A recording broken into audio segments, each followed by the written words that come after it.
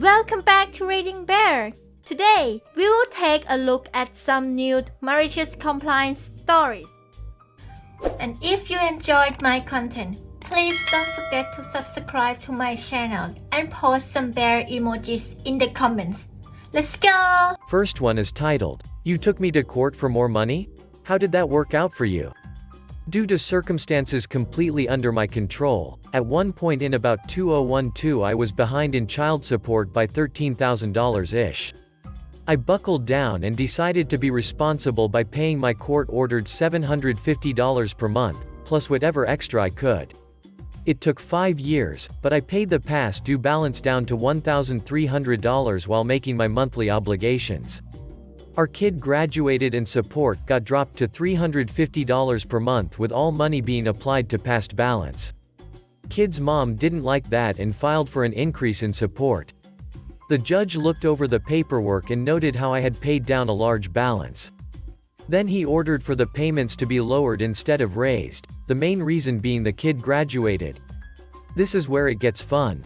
I live about 1,500 miles away and somewhere during the transfer of documents to my state my support got lowered to $28 per month. $28. She could have been paid off in 3 or 4 months.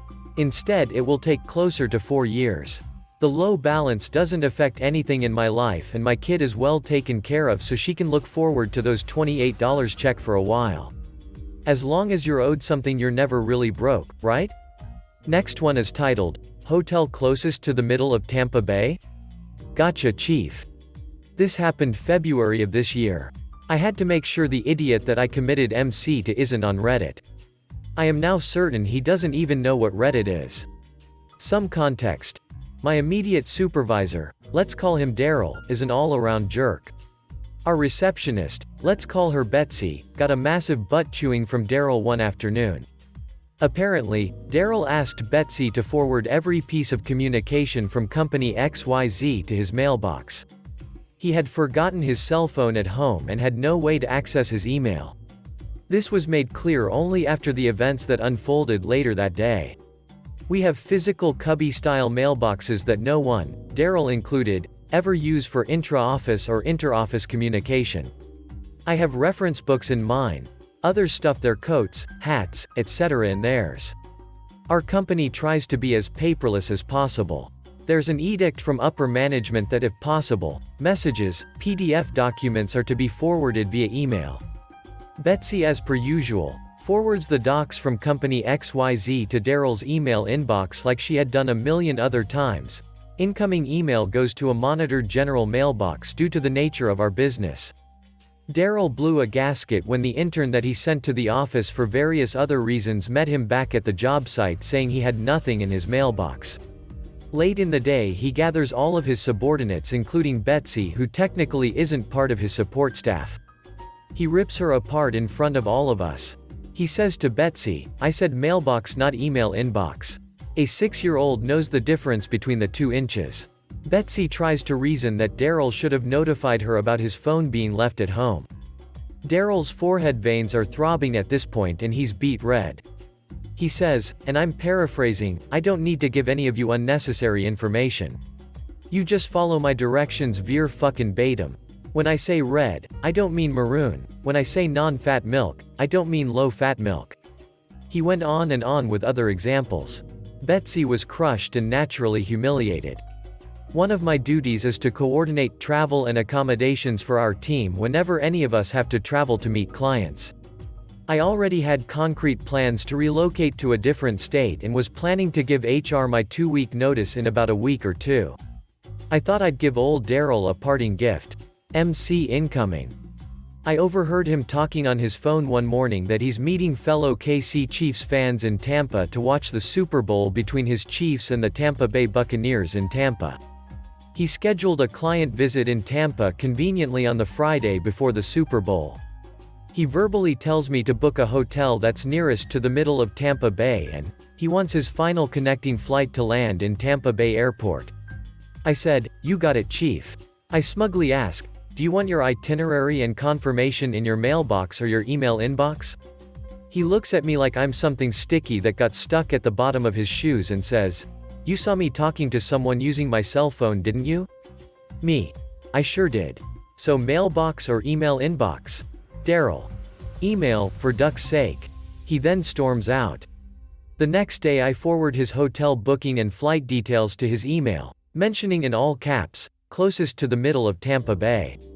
Remember, email is monitored so the higher-ups, legal department, HR has easy access to our paper trail. I asked him to please respond back via email that the itinerary is satisfactory to him. I get a response email saying, "That's what I said."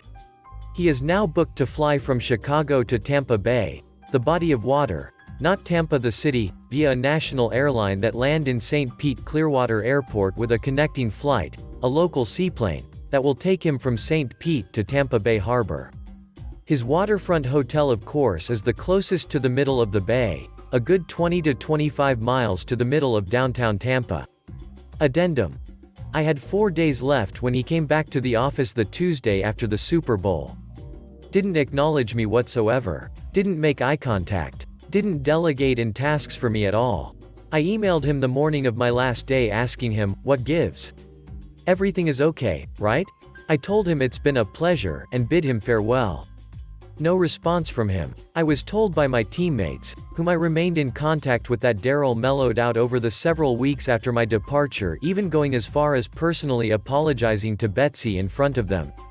Betsy got promoted to my old position. Daryl gave her a glowing review, believe it or not. No one but the Red Ditverse know about my exploit. Next one is titled, "Strict Compliance Leads to a Company Screwing Itself." I worked for a major government contractor for a government agency. If I named the agency or location, it'd be pretty obvious to people with long memories and an axe to grind. I'd risen up through the ranks because I have good technical knowledge and I have a knack for seeing a big picture view of big projects and seeing potential problems. I was very good at what I did. Many managers didn't like me because I pointed out problem areas, over 75% accuracy, and I stated facts without regard for management politics.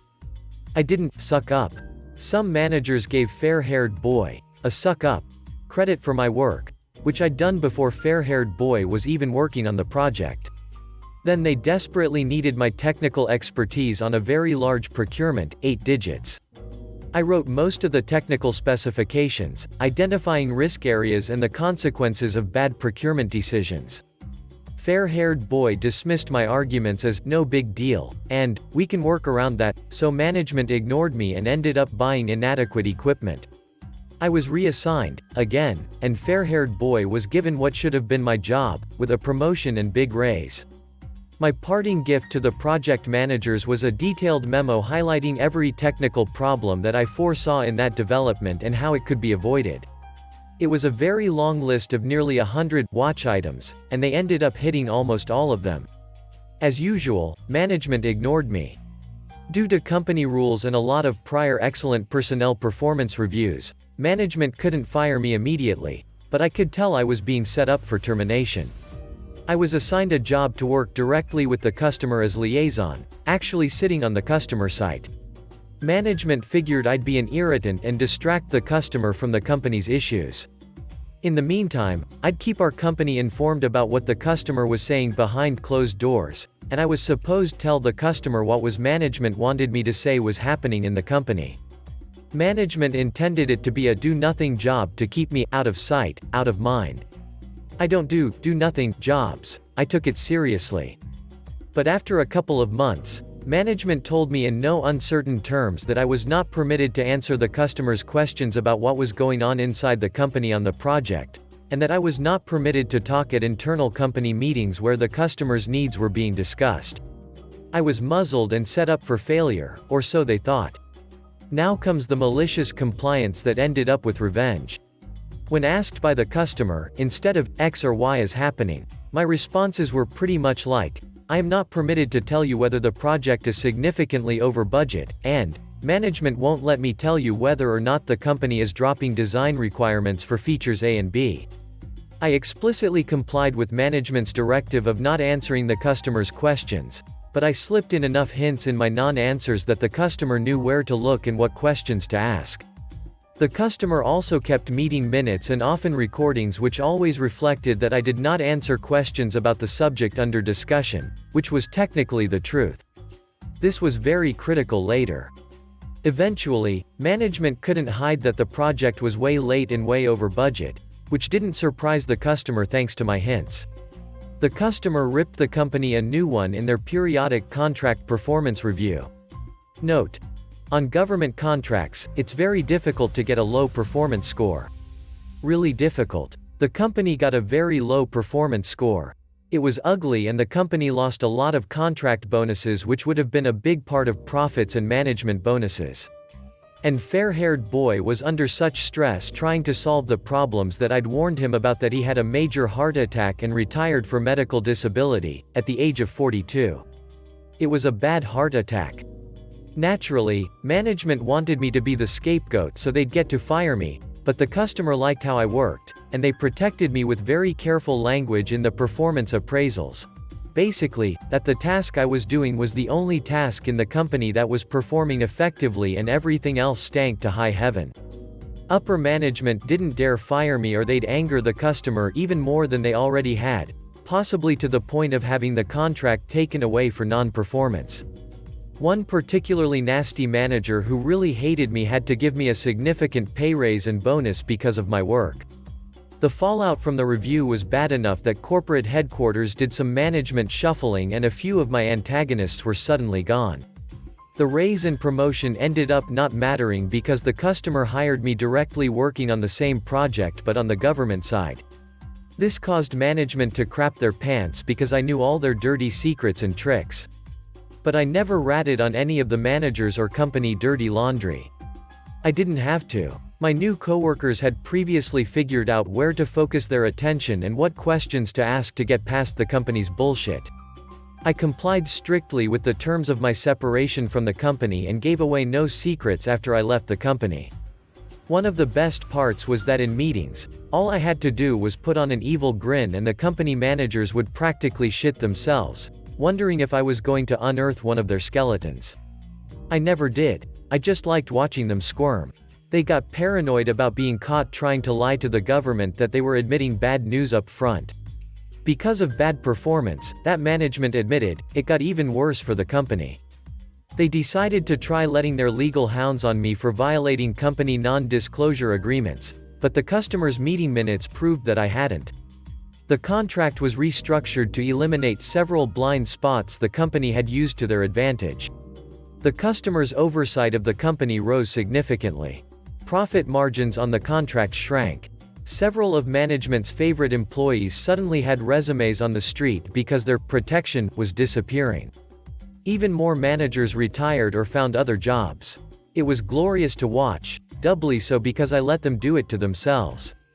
And I was extremely happy in my new job, where I still work. Last one is titled, "Interrupt My Lunch?" That's fine, I'll take another one. Reading another post about Wally World and lunches reminded me of a story during my time working there many moons ago. I will also add that I worked there well over 10 years ago, so some things may have changed since then.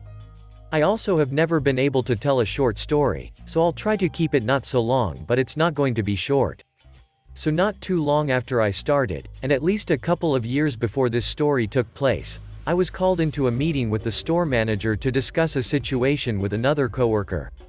When they came to get me, I was on lunch, and so after the meeting was over, they informed me that I could restart my lunch, because I was entitled to a full uninterrupted hour lunch.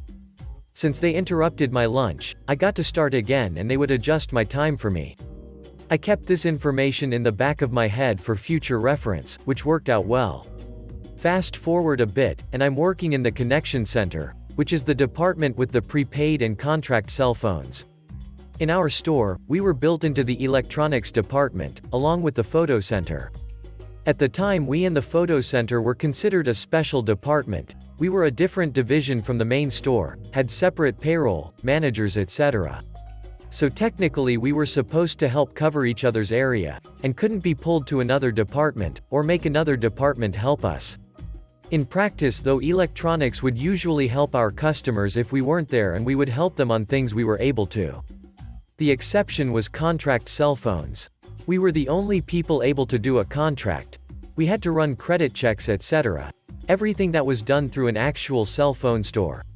For some reason I no longer remember, I was alone my whole shift this day. We normally had one person 9 to 6, one 12 to 9, but the morning person either called off or left early, and so I was on my own. Around 3:30 or so, about a half hour before my lunch should be, I had a couple guys come by wanting to see about getting a contract cell phone. I was finishing up another cell, so I told them if they wanted to look around, I'd be done in probably 15 minutes. They left, I finished with my customer and I didn't see them again. I did wait around for them a bit, then had some other customers, etc., so I didn't leave on lunch until after 5. About 5:30, I'm close to getting locked out, and so I go to take lunch. The person working electronics is one of the few who doesn't really like our department, and refuses to help our customers, so I told him I was going to lunch and just send any of our customers to photo for help if they needed anything. About 30 minutes into my lunch, I hear an announcement across the intercom for customer needing help in the connection center. I am in the break room, so I call up to electronics, remind them I'm on lunch and send customer to photo or tell them I'll be back in 30 minutes. Turns out someone just had a question about a prepaid phone card. About 10 minutes go by, and I'm being paged again. This time I ignore it because they know I'm on lunch. Few minutes later they page again. At this point I've got maybe 15 minutes left on lunch. One of the store managers comes in right after the second page. Asks me why they are paging my department and I'm not answering.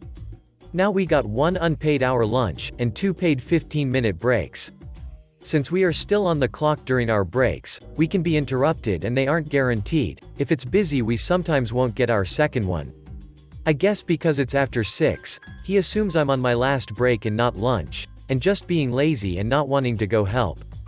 Because we were a specialty division and couldn't be pulled to the registers or other departments, there were a couple other departments that were like this, such as jewelry. This has all since changed. There were a couple managers who seemed to have beef with our departments and seemed to think us lazy or entitled because we refused to be pulled. So I start telling him that I'm the only one there and I have 15.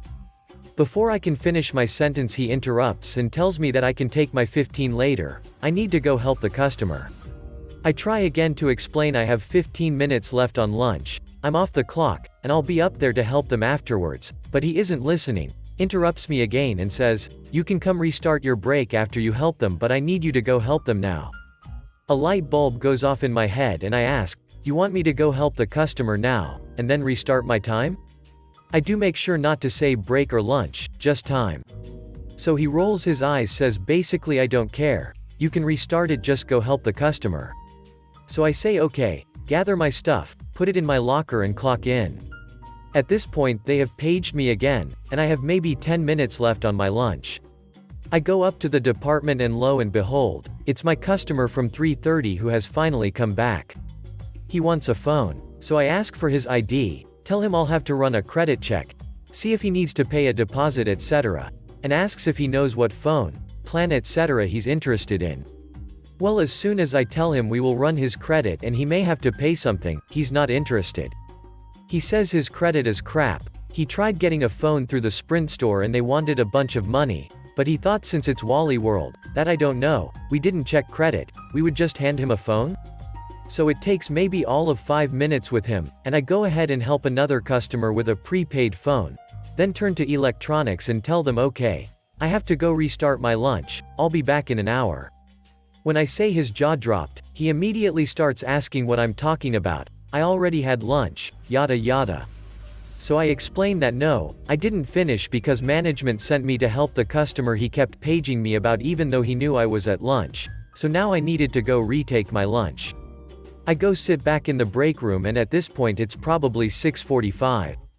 I always read and had a book with me, so I was happy to sit and read for another hour. About 30 minutes go by and the manager from earlier comes by. I think they are clicking back in from lunch, and makes a comment about, "Oh, are you just now getting your break?" So I say no, I am retaking my lunch break, I have another half hour to go. He stops, and you can see the wheels slowly start to turn as he asks what do I mean. I tell him that I was on my lunch earlier when he told me I needed to go help the customer, and because my lunch was interrupted, I had to restart. He of course says he thought I was on my break. Why didn't I tell him I was at lunch? And I tell him I tried to twice but he kept interrupting, and told me to help the customer now and restart my time, so I thought he knew I was at lunch. I can still see his fat face get so red and tell me that's not at all what he meant, and he will talk to my manager tomorrow. There wasn't much fallout. I got pulled and questioned the next day, but I had messaged my boss and told her about it and the times I was at lunch to cover myself for time theft. And the photo employees backed me up on everything, including that electronics never told them a customer needed help or sent them the customer. The manager had to admit that he did tell me that I needed to go help the customer right then, and he never asked if I was on the clock or not.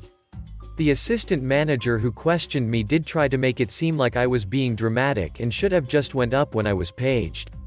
But I just asked what would have happened if I left for lunch, as I usually did. I think it was bad weather that day, so I had stayed inside, but I normally sat in my car just to get out of the building, and would never have heard the pages? And asked if I had been given incorrect information before by the store manager? To which she agreed I was correct.